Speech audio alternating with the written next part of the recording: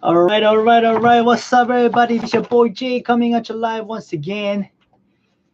Tuesday afternoon here in New York City. And continuing with Who Moved My Cheese by Dr. Spencer Johnson. And yesterday I left off with the fact that, you know, they started the story, the four characters, and even though um, even though they each faced a little bit of challenges, they were able to figure it out and they found the cheese. Now, the story starts to get really, what's going on, Matthew? The story starts to get really interesting from here on. So I'll continue. Every morning after that, the mice and the little people dressed in their running gear and headed over to Cheese Station C. It wasn't long before they each established their own routine.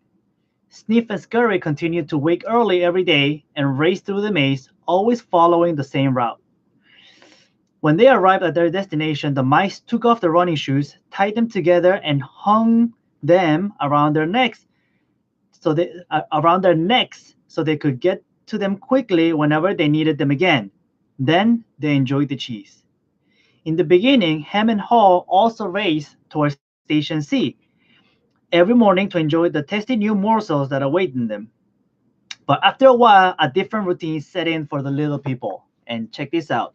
Ham and Haw awoke each day a little later, dressed a little slower, and walked to Cheese Station C.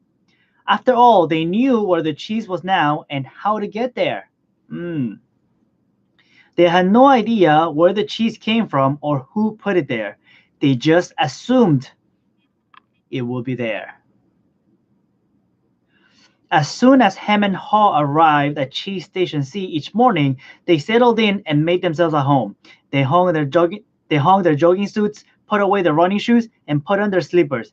They were becoming very comfortable now that they have found cheese.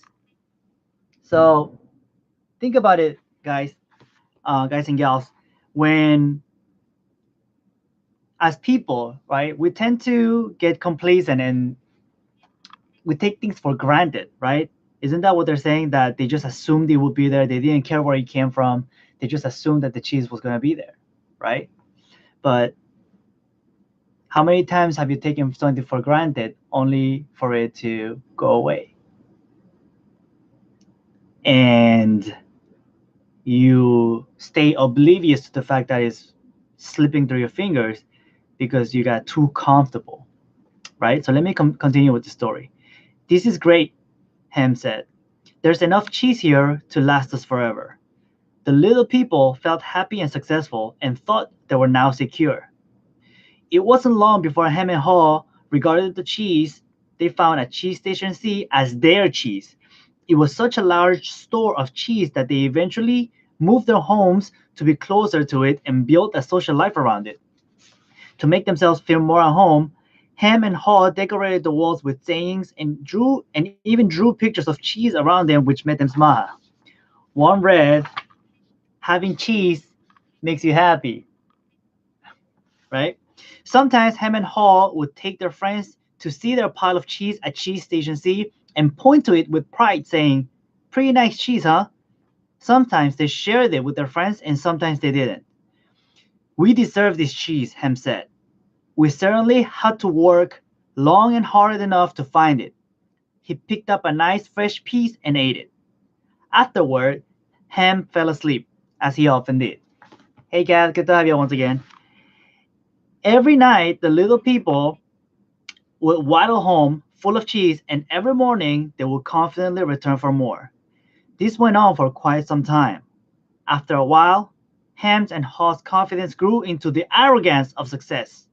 Soon they became so comfortable they didn't even notice what was happening. And you might be wondering what was happening. Here it goes. As time went on, Sniff and Scurry continued their routine. They arrived early each morning and sniffed and scratched and scurried around Station C, inspecting the area to see if there had been any changes from the day before. Then they would sit down to nibble on the cheese. One morning, they arrived at Cheese Station C and discovered there was no cheese. They weren't surprised, since Sniff and Scurry had noticed the supply of cheese had been getting smaller and smaller every day. They were prepared for the inevitable and knew instinctively what to do. Hey, what's going on? Redmond, good to have you. They looked at each other, removed the running shoes they had tied together and hung conveniently around their necks, put them on their feet, and laced them up. The mice did not overanalyze things. To the mice, the problem and the answer were both simple. The situation at Cheese Station C had changed. So Sniff and Scurry decided to change. Who changed? I'm doing great. Who changed? They changed. They didn't expect situations and circumstances to change. They changed.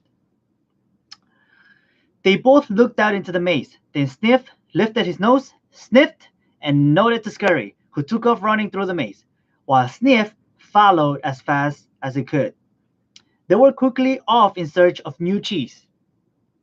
Later that same day, Hem and Haw arrived at Cheese Station C. They had not been paying attention to the small changes that had been taking place each day, so they took it for granted. Their cheese would be there. I'm doing great, Raymond. Thank you for asking. How are you? They were unprepared for what they found. What? No cheese? Hem yelled. He continued yelling, no cheese? No cheese? As though if he shouted loud enough, someone would put it back. Who moved my cheese? He hollered. Finally, he put his hands on his hips, his face turned red, and he screamed at the top of his voice, it's not fair.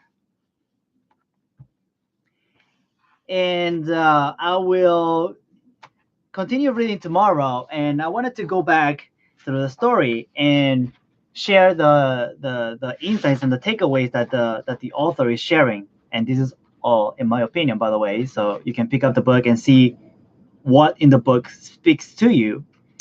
But the first thing is that as human beings, we have been programmed to find comfort as soon as possible. And I'm finding more and more as I go through my journey of entrepreneurship that comfort is the biggest enemy that you're going to face. And we can see how the mice, Sniff and Scurry, they always stayed alert and they always stayed on their toes. They wouldn't even put away their shoes. They always laced them around their necks so that if something happened, they could take off as soon as things changed, right? But as people, once we find some type of comfort and some type of success, we settle into it like it's gonna last forever, and we become like, quote unquote, we become lazy and we stop looking at the market conditions, at the circumstances and situations that are changing slowly but surely. And actually, in this current world that we live in today, things are changing very, very fast. Yet we live every day as if it's the same day, and it is not. And as much as we complain and bitch and moan about our circumstances and situations, we are not willing to do what needs to be done to change. Because why? Because like him, we start complaining about how things are not fair and things should change, although the ones who should be changing is us. And I will read more tomorrow and share the insights that come to me tomorrow as I read. But as I close off this session, and Redmond, you can actually, this is the book. Hey, Ron, good to have you, brother. This is the book, Who Moved My Cheese, by Dr. Spencer Johnson. Way back, right back at you. By Dr. Spencer Johnson. You can find it on Amazon. And always remember, guys, keep yourselves always on your toes. Keep learning. Keep your mind sharp. Keep looking for the changing circumstances and situations, and do not expect them to adjust to you. Always be the one that's at the forefront, causing the change that you need to change to have what you want to have and continue having in this rapidly and continuously shifting and evolving world. With that, guys, this was your boy Jay. See you on the next one. Peace out.